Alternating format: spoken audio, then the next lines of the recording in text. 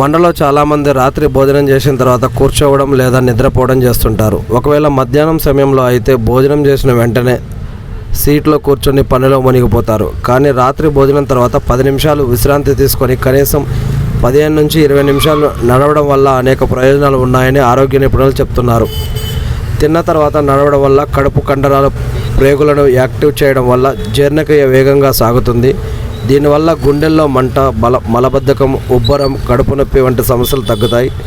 డయాబెటీస్తో బాధపడేవారు రాత్రి భోజనం తర్వాత కాసేపు నడిస్తే రక్తంలో చక్కెర స్థాయి పెరగకుండా ఉంటుంది.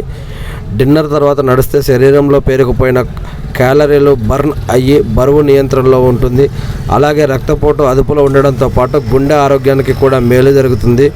నిద్రలేమి సమస్య తగ్గి ప్రశాంతంగా నిద్ర పడుతుంది అంటూ కొంతమంది సలహా ఇస్తూ ఉన్నారు. మీకు కూడా ఏమన్నా తెలిస్తే కామెంట్ చేయండి ఫ్రెండ్స్.